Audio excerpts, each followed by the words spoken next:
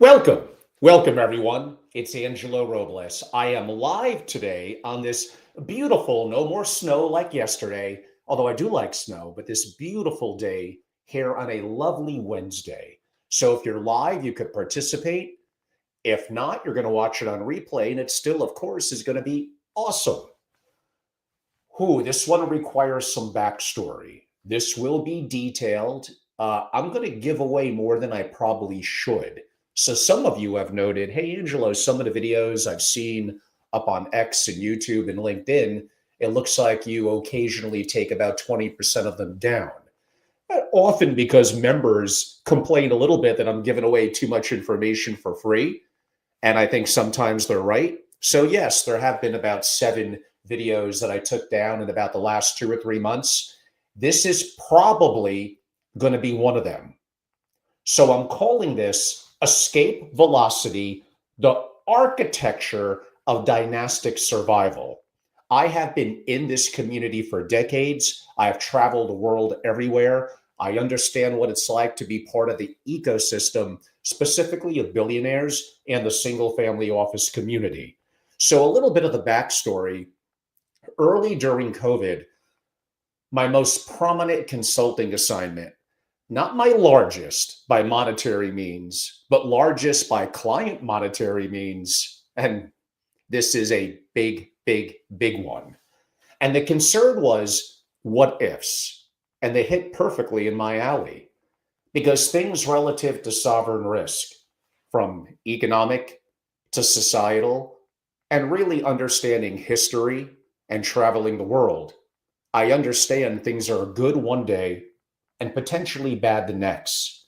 And that led me down an assignment that looks a little rudimentary how I outputted it about 4.5, 5 years ago now, but was the foundation for me diving deeply into a subject that, as I noted this week on some of my lives, I'm coming out with very early in 2026, sovereign risk and disaster preparedness for family offices, a subject they ignore way, way too much. So sure, I got active in Bitcoin and crypto, which I think, depending on the part that I got in early, worked out very well. And we all know I'm very active and 100% correct in AI now. But in between that was the issue of what if, what could go wrong, and understanding history, macroeconomics, and really people in psychology, and understanding the French Revolution, Russian Revolution. So many family offices believe they have time. I don't think they do. The world that created their wealth no longer resembles the one required to preserve it. Inflation, AI, sovereign risk, information warfare. I mean, these aren't just headlines anymore. So today, I'm going to start the presentation, which will be long form. And so I'm somewhat on track. I did take some show notes, so I am going to have to try. Sometimes I could totally ad-lib these, and sometimes to be a little more structured and not forget a couple of key points, I do have some show notes. I'm calling this the escape velocity, the architecture of dynastic survival. And I think it's one of the more complex, comprehensive, and most important subjects, which may be a little narrow to some. It's not.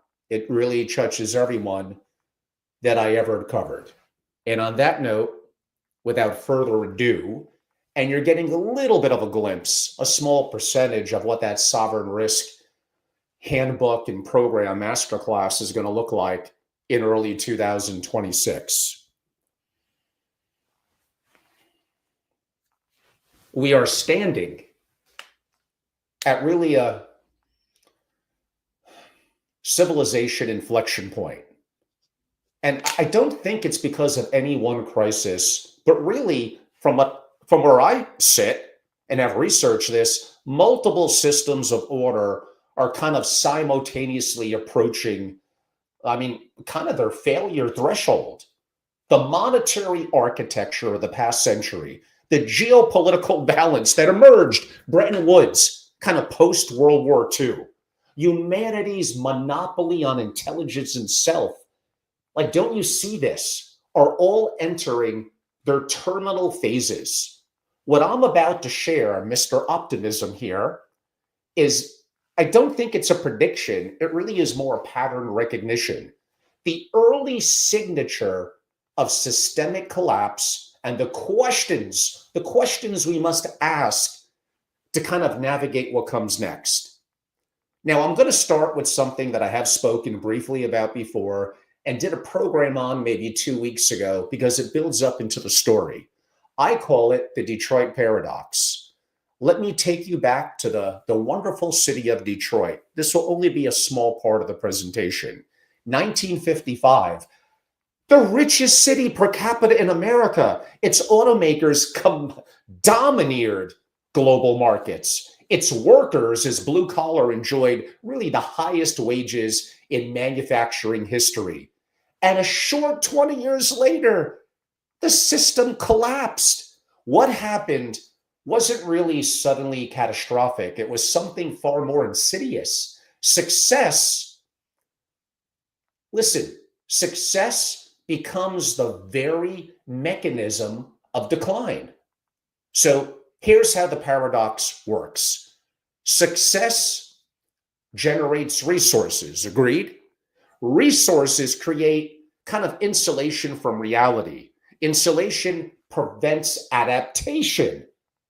And the absence of adaptation, which is really, as we've learned from Darwin and others, the most important thing, that extended long enough becomes irreversible structural decay. Detroit's automakers stopped asking whether their business model was sustainable, and they stopped innovating. They negotiated unsustainable labor contracts because they could afford to, until suddenly, quote unquote, they couldn't. By the time the crisis became so visible, although it was visible even earlier, they elected to ignore it. But the city's fate was effectively already sealed. So, how do you know if you're inside such a paradox? I think there's kind of three signals. And again, my friends, I do have some show notes. First, when institutional memory replaces institutional learning, when you start executing rituals of past success rather than adapting to a present reality, when this is how we've always done it becomes the most dangerous sentence in your organization. Second, when financial engineering, this is a big one, when financial engineering replaces production of real value, when profits come not from creating goods and services, but from optimizing capital structures, tax arbitrage, monetary manipulation. So Detroit's automakers became more focused, they actually did, on financing car purchases than building better cars. Does that sound familiar? So third, when dissent is treated as disloyalty, healthy systems reward the questioner, the skeptic, the bearer of uncomfortable truths. Declining systems punish them. And you're telling me that many of the super rich and their family offices are not going through some of this now? Of course they are. So here's the most profound question facing any leader today. Like, are you building or are you merely defending? Because once defense becomes your dominant strategy, you're welcome, friends. You're already in the paradox. Now, this does transition. This is going to get interesting, my friend. Stay focused. Grab that lunch, coffee, Tang, Ovaltine. Does anyone still do that anymore? The age of intelligent machines. For 300,000 years, Homo sapiens possessed a monopoly on general intelligence. Every economic theory, every political system, every conception of human meaning assumed this monopoly would persist. The assumption is expiring expiring before our very eyes. We are not witnessing incremental automation. We are witnessing the emergence of really artificial general intelligence, systems that can reason, strategize, and create across domains without human supervision. And the implications cascade across every dimension of a human organization. A couple of weeks ago, I did my brief review of Gemini 3. Like, wow, if you know what you're doing and go to my masterclass and learn how to prompt and how to build out agents within that system, it is incredible, incredible. And what? ChatGPT launched 3 years ago. That's how much progress has been made. Economic moats are collapsing. Brand equity, scale advantages, proprietary data. These were, keyword there, valuable because they cannot be easily replicated. But when AI can analyze any market, optimize really any supply chain, and generate compelling content in like microseconds, my God, I got to start to use it from that perspective. I got to create, AI ads and things like that. Why am I behind the times? So what exactly cannot be replicated? The first mover advantage disappears when the second mover is a machine that learns in real time. Network effects erode when AI can build compelling networks overnight. I mean, I don't know. Maybe there's never been a better time than right now to be an entrepreneur. But what replaces these traditional moats? You could argue there's kind of three. I guess you all like the things in threes. Three candidates. One, control of energy infrastructure. There is no question that is going to be huge. AI requires enormous computational power, which obviously requires energy. Energy is kind of converted into intelligence. So whoever controls cheap, abundant energy controls the substrate, again, of intelligence itself. Two, regulatory capture, kind of an ugly word. Regulatory capture and state partnership. If intelligence becomes commoditized, the only sustainable advantage is the ability to prevent the competition through law and state power. That's never happened before. And three, human trust and legitimacy. In a world where machines can, well, honestly, deceive perfectly, the remaining scarcity may be, and I hinted at this early in the week when I was focused on 12 things to look at in AI moving forward in 26, may be authentic human connection and the institutions that can preserve that. But the economic question pales, besides really an existential one. What is the purpose of human life when intelligence is no longer scarce? Every previous technology expanded human capability while leaving human agency intact. I mean, the steam engine amplified muscle, but required human direction. AI is the first technology that potentially replaces human judgment itself. We are witnessing humanity's obsolescence or its transcendence. The biological organism merging with its digital successor, the answer may depend entirely whether we maintain control of the alignment problem, debatable. Ensuring AI remains subordinate to human values even as it surpasses human intelligence. History offers no comfort here. Do you read Ariel and Will Durant in biology? Evolution doesn't preserve species that become redundant. I'm going to go with structure as like the next phase. Let's call this phase 3 of my conversation. Structure is everything. Now, let me tell you something most wealth advisors, they just won't say out loud. Kind of most families are asking these significant billion-dollar families kind of the wrong questions. Like, which country has low taxes? You should be asking, how do I ensure my capital survives the next 100 years, regardless what happens? And that becomes more of a sovereign issue, a country issue.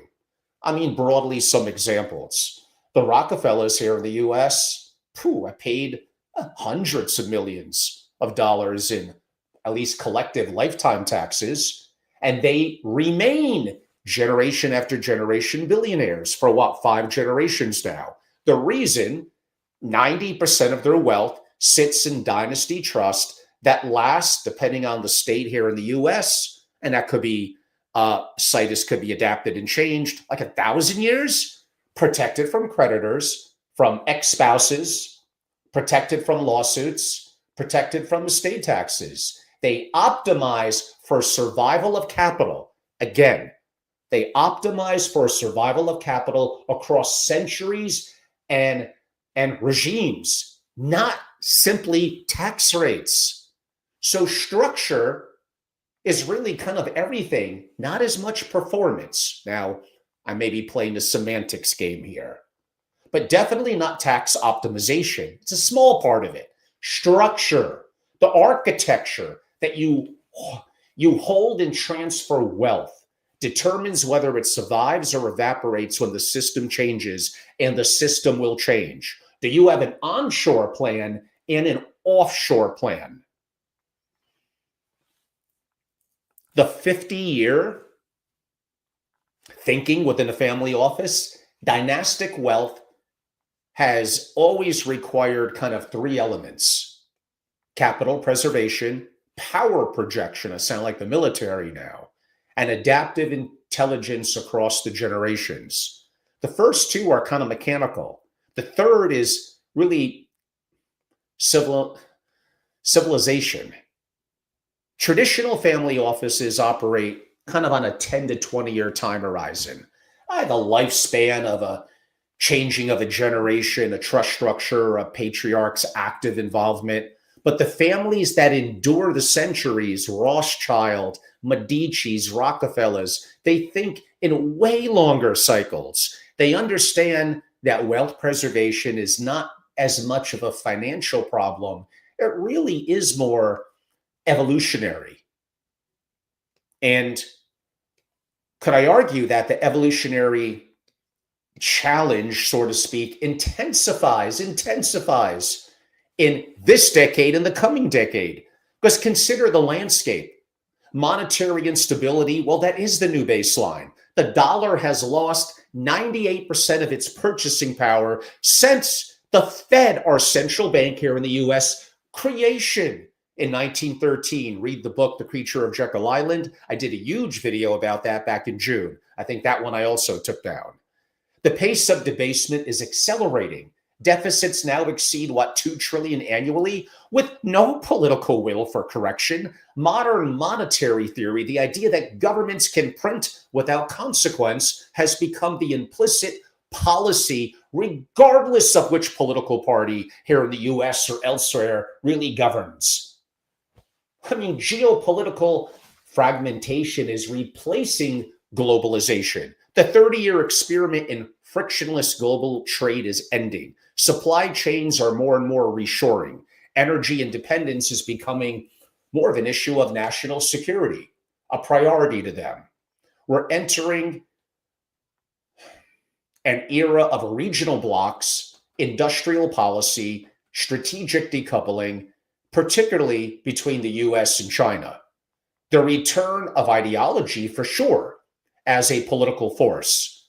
The end of the Cold War created an illusion, honestly, for the US and the West, an illusion that the traditional word of liberal democratic capitalism has permanently triumphed. It's not true. The illusion is shattering. Authoritative models are gaining more and more confidence. Western populations are, I think, losing faith in their institutions. The next 2 decades will see genuine ideological competition kind of return, not as rhetoric, kind of in competition, but competing visions of a social organization effectively backed by state power. So back to what I said about the 50-year in this environment, what does a 50-year family office require? Wow, where do I start? Why don't we do a layer of 3 yet again? One, geographic and jurisdictional diversification, but not as portfolio theory suggests. The goal is not risk-adjusted returns. No, no, no. The goal is sovereign optionality. More than just multiple passports, that plays into it. Residences in stable jurisdictions, assets and domains beyond any single government's reach. Good luck, but there's some unique strategies out there. The question every family must answer: if your primary nation, your nation state collapses or turns hostile, where do you go? And how quickly can you get there? Maybe a layer two. Hard asset allocation. I mean, this could get into a discussion of counterparty risk as well, but hard asset allocation beyond traditional portfolios. Real estate, sure, in stable, low density regions, energy production capacity, precious metals held physically, not as an ETF, a proxy, Bitcoin, for those who understand, quote unquote, its game theory and how do you hold it and own it. The thread connected to these assets, they exist theoretically independent of any government sovereignty. It's really more solvency or goodwill. Layer three.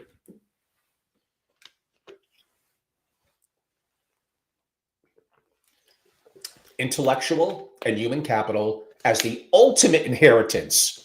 The families that survive civilizational transitions are those that cultivate capacity and capability, adaptability, literacy in multiple domains, and a temperament to act decisively when consensus is paralyzed, effectively becoming somewhat anti-fragile. It cannot be purchased, cannot be built through traditional education. You're kidding me. Not even mentorship or deliberate transmission of values across generations. So the central question, what are you building that will still matter when today's certainties become tomorrow's nostalgia? I know this is a long one. I got a while to go here. I talk about these things, and like some of you just rather hear other conversations. What could I say? I bring up the uncomfortable. A coming fracture. We are living through the largest monetary experiment in human history. Since 2008, central banks have created over, $25 trillion in new currency. Our debt to GDP ratio in most developed nations now exceeding the World War II levels, but without the post-war growth to justify it. This cannot continue indefinitely. The question is not whether the current system survives. Really, it's almost how it will fail and what could replace it. Listen, I don't have a crystal ball, and AI may end up solving some of these issues. But traditionally, two scenarios dominate. They're not good, my friends. The first one, kind of a controlled demolition. Central banks and governments engineer a managed reset, debt restructuring, currency kind of redenomination, and the introduction of central bank digital currencies, ta-da, that provide governments with unprecedented, especially, how they structure it, as unprecedented surveillance and control over any and all economic activity. This path preserves state power. They like that, while sacrificing individual financial privacy. Scenario two, the chaotic collapse. Confidence in fiat currencies evaporates faster than really any government can respond. Hyperinflation, or I could argue, deflationary spiral triggers bank runs. That would be a disaster. Supply chain breakdown, political instability, populations lose faith in institutions effectively entirely, leading to either authoritative crackdowns or fragmentation into smaller autonomous regions. I don't know, the likeliest outcome kind of probably combines some element of both. Again, I don't have a crystal ball. There's actions we could take, and AI might even in some ways, from the perspective I'm talking about, potentially be a savior. I actually think if we get through a certain phase, which is debatable because it may get rough before it gets better, it actually could be. So different nations and regions will experience different trajectories depending on their fiscal discipline, energy independence, and social cohesion. And layered on top of this monetary crisis is effectively US and China divergence. If China dominates, which they do, ship production, manufacturing, robotics, drones, energy infrastructure, physical manufacturing broadly. Whoa, that's a lot. While America leads in software and AI, we're entering into an era of asymmetric dependence, unlike any other in modern history. And no, your banks and economists and your old people that don't understand this new world order, they're not getting this. America will control the intelligence layer. China will control kind of the physical substrate. This is not stable and probably not sustainable. Will likely resolve through maybe some form of confrontation, economic, technological, possibly kinetic. The question that every strategist must answer in a world where software eats the world, remember Mark Andreessen saying that? But China builds the world's hardware, like who wins? And most importantly, where do you want to be when the question gets answered? This segues into sovereign risk and escape velocity.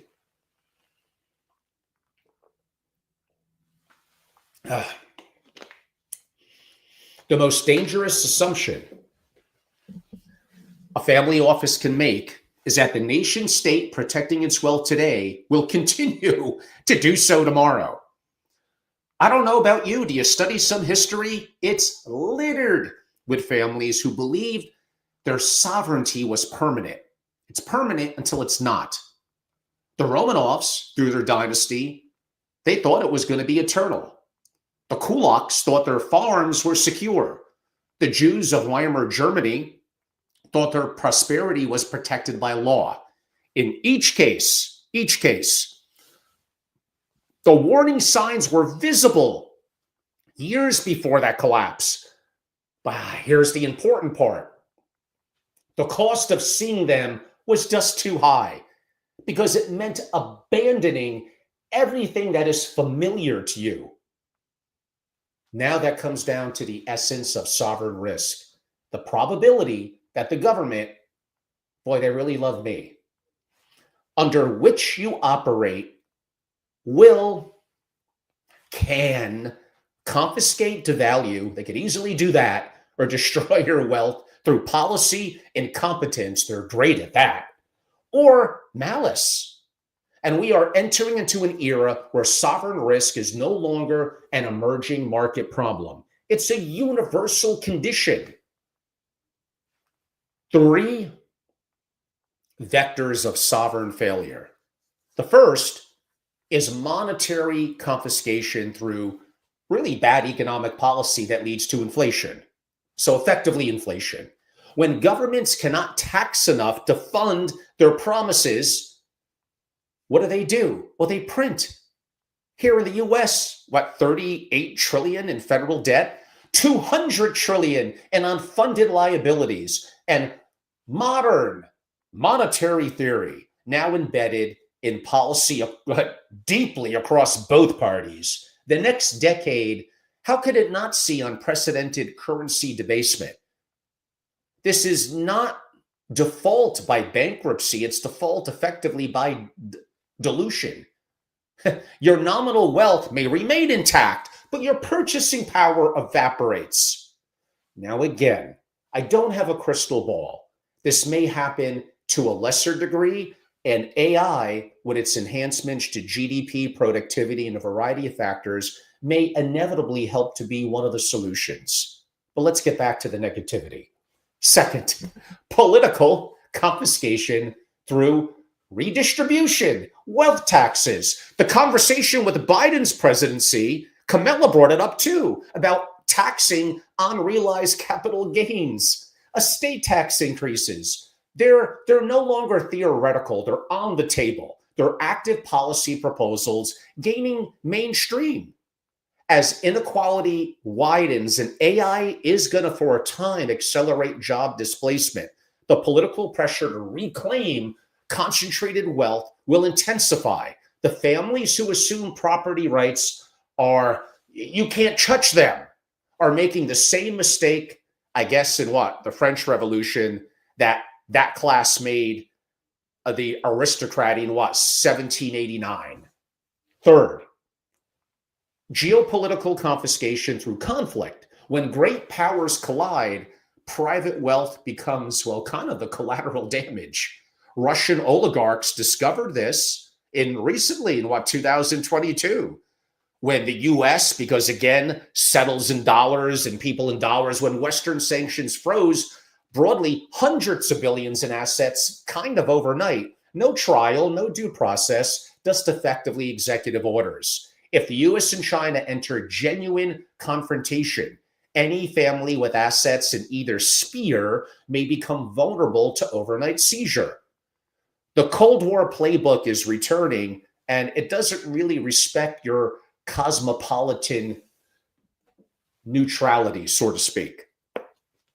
So this goes back to the title of what I'm doing today. What's the answer?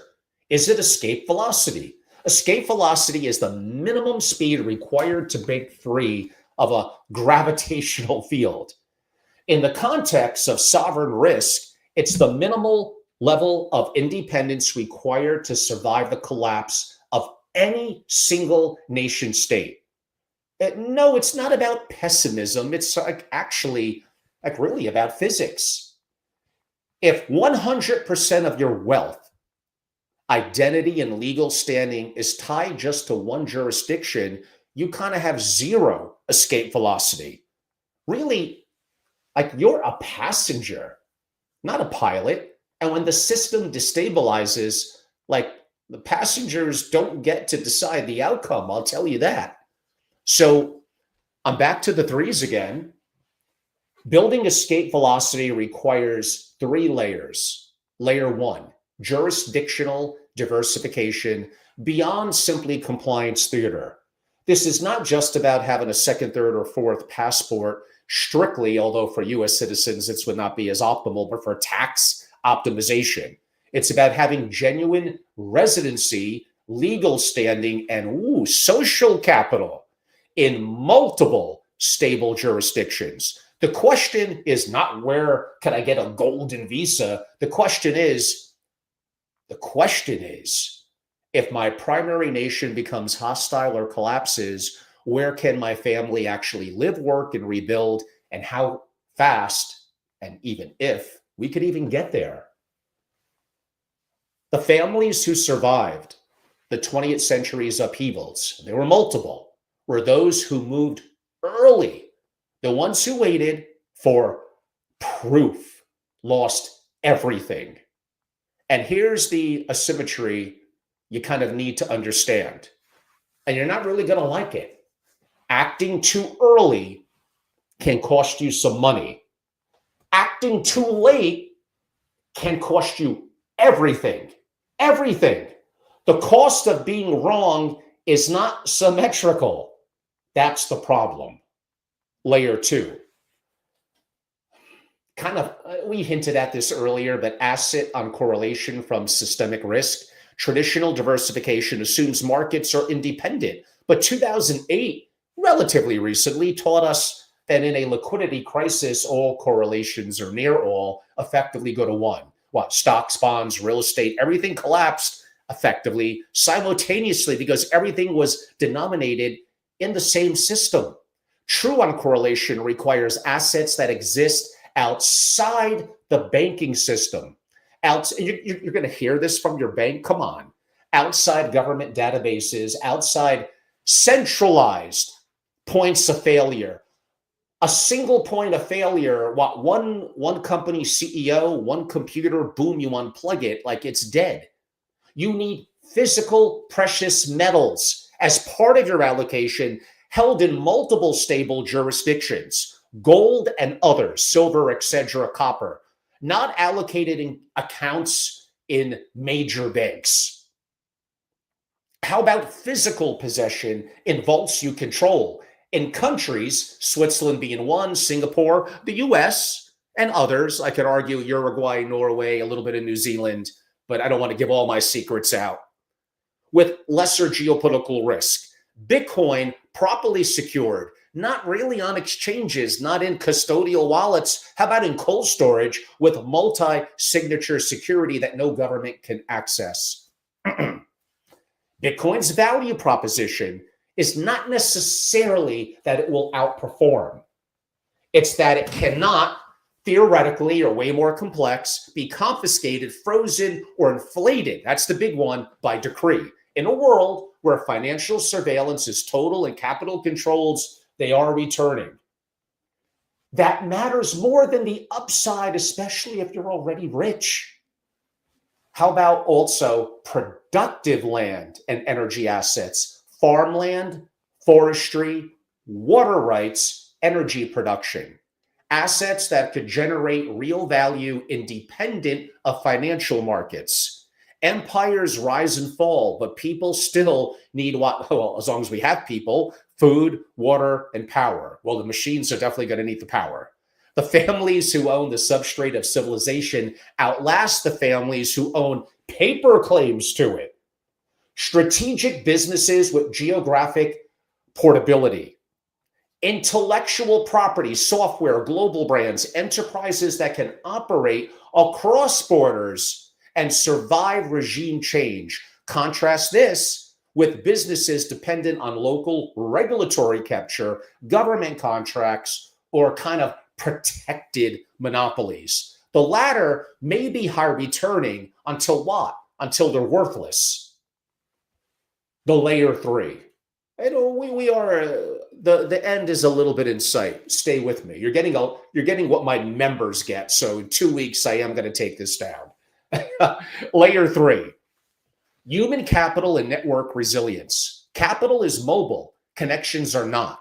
The families who preserve wealth across civilizational transitions are those who maintain relationships, that's important, across geographies, industries, and power structures. When borders close, when capital controls activate, when traditional channels freeze, like, who can you call? And someone's going to say Ghostbusters, of course.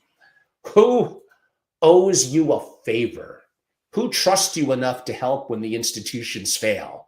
This cannot be built in a crisis. It must be cultivated over decades and requires a mindset shift from thinking of yourself as a wealthy citizen of a nation state to thinking of yourself more as a sovereign entity that happens to operate within multiple nation states.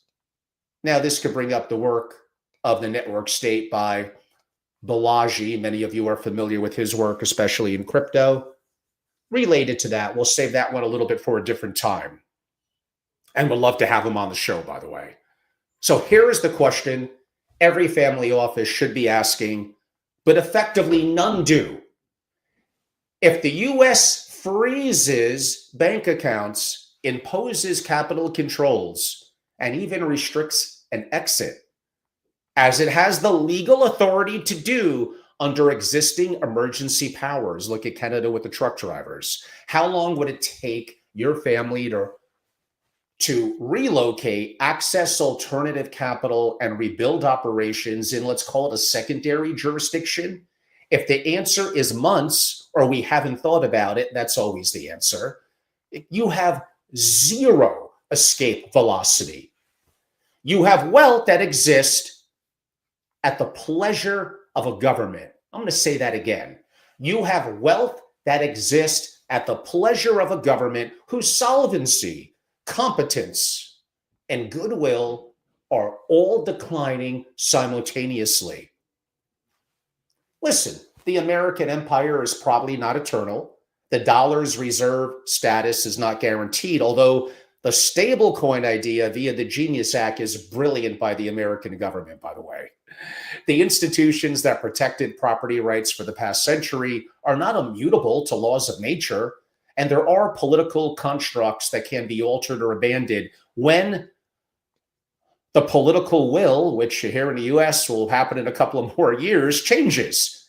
This does not mean America is going to collapse per se. It does mean the probability of systemic disruption is higher than at any point since World War II. Again, I could compare the US to other countries: farmland, water, energy, oceans on both sides, massive advantages, controlling the capital markets, etc. Now, consider the families who thrived across history's inflection points. The Rothschilds survived the Napoleonic Wars by having operations, in London and Paris, Vienna, my good friends over there in wonderful Austria, Frankfurt and Naples. When one regime collapsed, which it did, it had others. The Sassoons left Baghdad for Bombay, expanded to Shanghai and London, always staying kind of one jurisdiction ahead of political instability. The Rockefellers, a different perspective, but diversified from oil into banking, real estate, and philanthropy, ensuring no single regulatory change could destroy their legacy.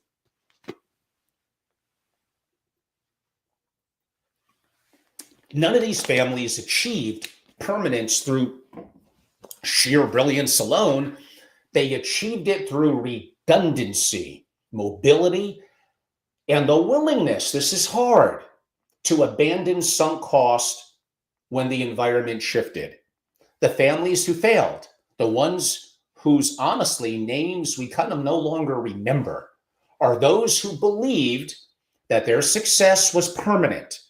Their government was, of course, so stable, and their wealth protected by law.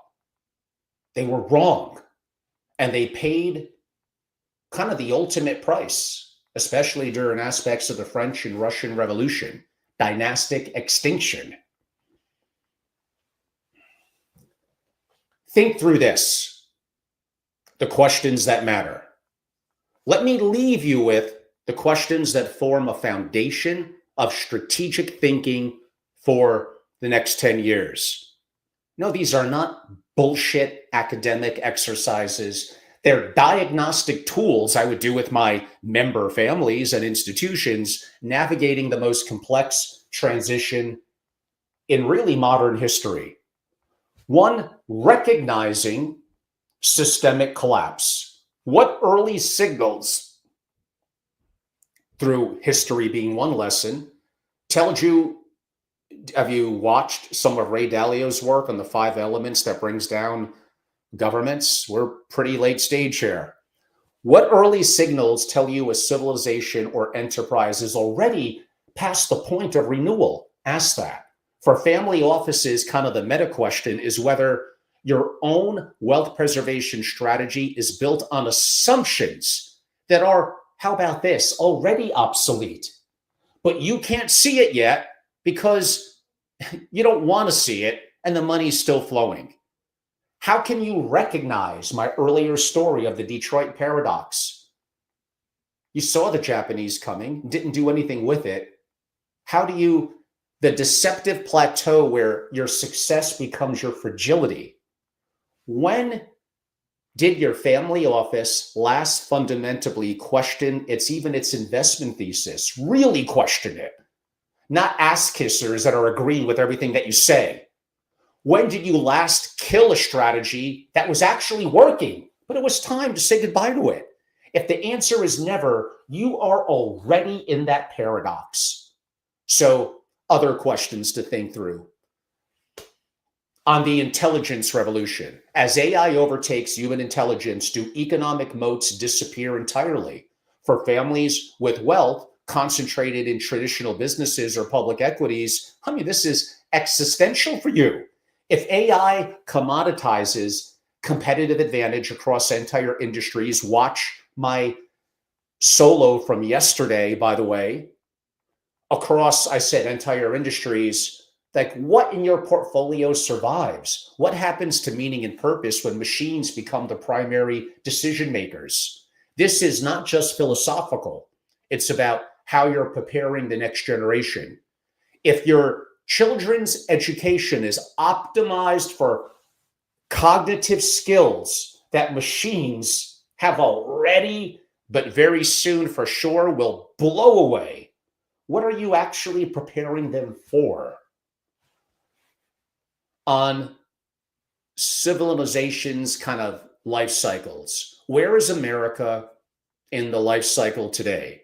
If America is in late stage decline, your 50-year strategy cannot assume American institutional continuity. Where is the next century of gravity for capital, innovation, and order? And are you already there? What inner rot worries you most about the US? It may not even be economic. It may be bifurcation of our society, our political parties, the lack of having respectful conversations. The families who preserve wealth across regime changes are those who see the decay. You got to see it before the collapse. What is your contingency plan if American institutions fail within your children's lifetime? Now, on a bit of the US and China imbalance, if China, and they dominate in drones, robotics, shipbuilding, energy, manufacturing. But like I said, the US does lead in certain things and has some wonderful advantages. But back to its leadership in software and AI, how will that imbalance kind of rewrite power and dependency? Strategic dependence is the precursor to geopolitical submission. Can America remain the hegemon of ideas if it loses control? At least it realizes it is and trying to do something on it, but loses control of production of energy and physical hardware. Sure, software is powerful, but requires hardware to execute, energy to power, and physical infrastructure to matter. If you control the operating system, but someone else controls the chip fabrication, like who really is in charge? On certain things, back to a foundation of wealth. Real direct ownership, custody, gold, silver, precious metals, select real estate and farmland, multiple currencies, Bitcoin, stable coins, each kind of forming a new foundation of wealth in a world run by code and energy. Which of these endures? This is not about allocation percentages. It's about effectively a monetary paradigm you believe survives in the next reset. Your answer determines whether you preserve wealth or effectively, and it may be over time, but watch it evaporate. We're almost there. On generational traits, think 50 years, think 3 generations ahead. What traits will redefine families and nations that still matter in an intelligent machine civilization? And nothing is going to stop that. Capital alone probably isn't going to be enough. The families who endure are those that cultivate traits that maybe cannot be automated. Judgment under uncertainty. How about courage in chaos? The ability to transmit values, feelings, and love across generations. What are you building that, at least for the next couple of decades, we think that AI won't be able to replicate? On kind of elite legitimacy, are we approaching a new French moment where inequality and technology converge into chaos? Wealth concentration is kind of at the Gilded Age levels. AI will probably accelerate that further until it doesn't, but will we get that far? Populations are already losing faith in institutions. If you're part of the elite, what is your plan? Well, plan to be more beneficial in society and help this from not happening. But if it does, what is your plan if it collapses entirely? In closing, kind of the truth. The families and institutions that matter, I think in 2050, will not necessarily be those with the most capital today. It will be those with the clearest sight, the most adaptive strategies, and the courage to act on truths that others effectively refuse to see. The question is not whether change is coming. It always is. The question is whether you're ready, you're adaptable when it does. What did I say earlier? Acting too early can cost you money, but acting too late costs you everything. Everything that matters to you. And I think the choice is yours. But for sure, that clock is running. Listen, this is just a little bit, a foundation relative to the big picture issues that I've been thinking about, talking with my members about, and have complex masterclasses coming out. My members get it all. It's all inclusive. Others, as one-off, will have to pay for it. Now, this is going to go into a much deeper conversation about anti-fragility in the future, at least for members and the masterclass participants, a much deeper discussion on investing, and obviously a very deep discussion on understanding sovereignty, sovereign risk, and fluidity, what areas around the world are the best options. And again, the US, with all its challenges, and they are loaded challenges up the wazoo. We have tremendous land size, energy resources, water resources, incredible farmland, contract law, strong military, oceans on both sides. And like, here's capital markets effectively run through here in the US. And yeah, the dollar's weakening a bit from over 80% to like, what, 68, 69% of global settlements. But as long as the US dollar is still king, that's very, very powerful. And the US government will do anything and everything. And what they're doing with stable coins, I mentioned earlier, Trump's Genius Act, bringing those stable coin companies here to the US, having them purchase treasuries, it is utterly brilliant. And it may buy another 10 or 20 years, who knows? But long term, that's not enough. There has to be a deeper purpose, a societal purpose. Countries need to have a unifying morality, a commonality in culture. And all this appears to be eroding. Listen, I'm not saying I'm brilliant, and I'm definitely not saying I have all the answers. I have more questions than I have answers. But I am talking about things that no one in the family office world talks about, either usually through ignorance and or fear. I don't have investors to answer to. I don't have a board. I don't need to be politically correct. And it's great. Probably it costs me some money long term, but that's okay. Actually, like I told many of you, at least half of my members that pay a five-figure sum. I mean, barely five figures, 10,000, but 10,000, still five figures. They have different internal philosophies and political perspectives than I do. They respect the intellect that I put behind it, the thought, the research, and causing them to think or challenge their ideas. I am not there to kiss their butt. And occasionally that does end up in time costing me a relationship or two. It cost me some this year. I can't change. Again, I have been pretty good at being future forward thinking. From Bitcoin and crypto, I know I'm correct about AI, but I've been on this issue of hedging your risk, how to do so, sovereign risk for a long, long time. And I have traveled the world. I put it to use in consultative assignments and relationships. You got the smallest glimpse today, and one that probably by the end of the year, I'm going to take down.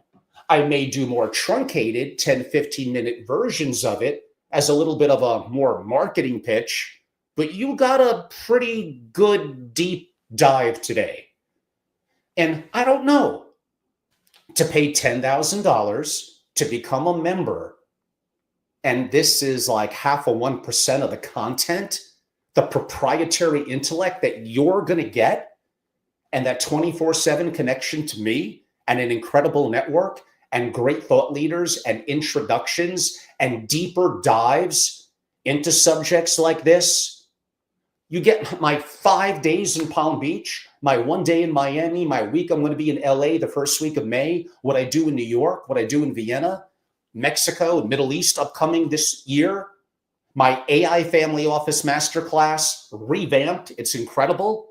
what I have on sovereign risk and disaster preparedness, which this was a little glimpse of, and creating a top 1% family office, like this one-man shop.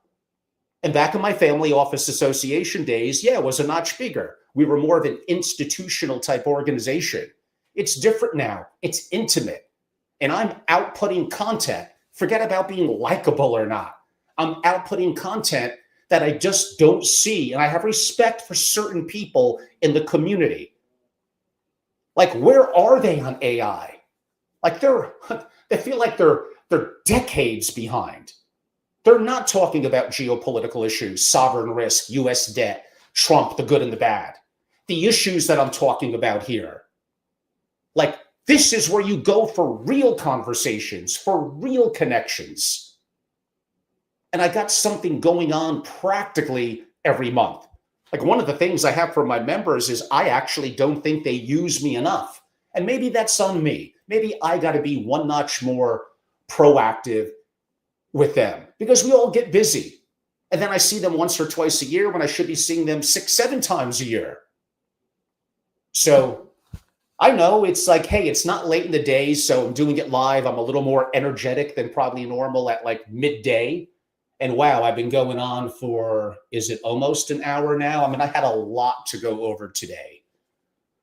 And again, I'm going to hear some stuff from members like, Angelo, we pay to be a member for exclusivity. You're giving away, I'm giving a little bit of a glimpse. I admit that, probably more than I should.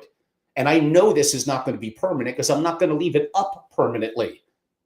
But I wanted to share with you, for those of you who are heading to the end of the year, or maybe you watch this after the first of the year, really doesn't matter too much if it's even up, or maybe I do bits of it that will be. This is an opportunity for you to go to angelorobles.com, my website, and be a part of my intelligence and strategy community. It's called SFO Continuity, a private club of incredible families. And this is a tiny glimpse of some of the information and connectivity that you get. And we got so much going on face-to-face upcoming in 2026. Early, Miami's going to be in January. We're going to kick off the year with some incredible content at the beautiful Ritz-Carlton. This is it. We got to go. You got to become a part. And MFOs, I got love for you too. I'd rather you be a founder or a partner, not there to sell, but to get value and provide value back.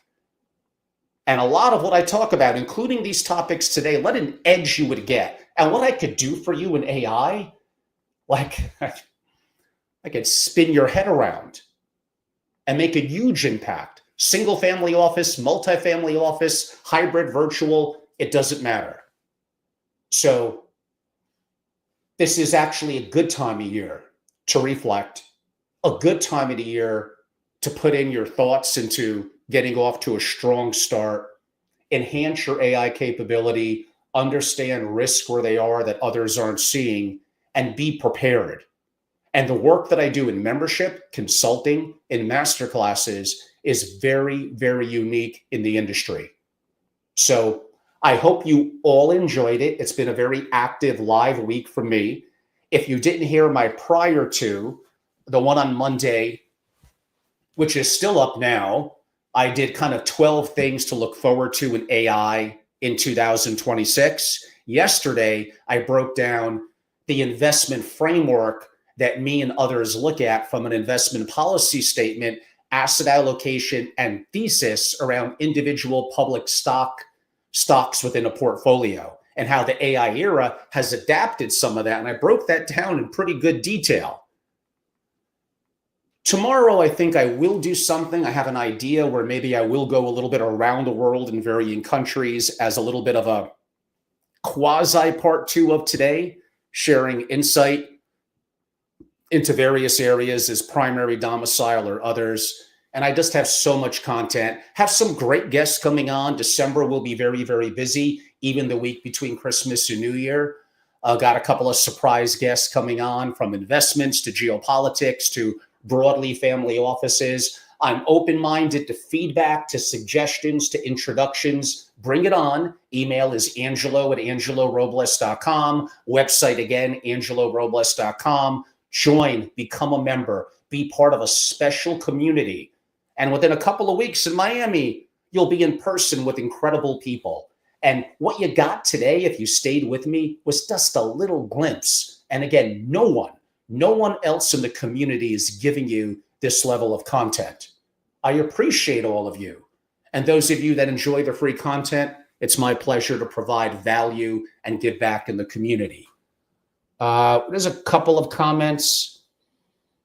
All tribes, leaders, no, it will not be controlled or shall be. Okay, that's going off on a little bit of a tangent, but that's okay. I'd rather have all sorts of comments than none. NRD, everything.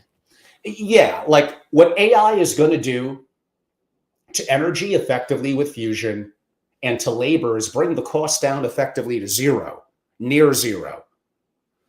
That does mean capitalism as we know it effectively will change. Is this going to happen tomorrow, next year, the year after? No. Is it relatively on the horizon? Yes, I think so. So these are deeper discussions that revolve around society, socialism, capitalism, and how things are changing and how to be a part of the positive change and how to prepare and get the best out of it. That's another value that I'd like to believe that my members receive. And some of these things I can't talk overly publicly about. They're very, very, some would say controversial. And I would just say I have people that pay me and they deserve exclusivity relative to me not talking about everything being public. But these are some good questions. Adrian, not a bad job today, my friend. Adrian, we work in this world, the world. Well, the world is dying. I mean, we could go back to various points in history and people were probably saying the same thing. And maybe I'm a little over the top with some of the challenges that I noted. The world that created the wealth doesn't resemble the one that's here now that's going to be required to preserve it. AI. I mean, we got nuclear capability in multiple countries, the war between the US and China cold, the advent of AI that's going to be the most intelligent, quote unquote, thing on earth, and the impact that's going to have on society. Now, we could get deeper into a religious perspective and others, and you can make the argument the world appears to be fading away from one that as individuals, we have free will, countries developed good ones like the US, a unifying morality and culture, and is that becoming more bifurcated and challenging? But as opposed, like, what's your solution to it? What are you doing within yourself, your family, your community, and on a deeper level to help make a positive impact? I get it. There's 8 billion plus people in the world. You're just one, but it's got to start somewhere. The best way to eat an elephant is you have to start simply one bite at a time. Someone again referenced my Tang reference. I know I'm giving away my age with that one. Hey, who doesn't love the astronauts? Late 60s, Tang came out, like a month, a day, a year later. Man, I was all on top of that. That sugary drink, the flavor. I probably had diabetes when I was a kid. All the bad stuff I was taking back then. Rise, look at views. Yeah, we got some winners in the comments today. Let's see if there's any more. Okay, I think that relatively is about it. So a little bit unique today. I hope you enjoyed it. I know you're going to go to angelorobles.com and learn more and just jump in and be a part of it. I hope you're having an awesome December. I am here for you. Reach out to me, angelo@angelorobles.com. Follow me in social medias. I'm at Family Office on X and YouTube. You'll find it. Reach out, DM. I appreciate you. Thank you all so much and have a great remainder of the day. Thank you.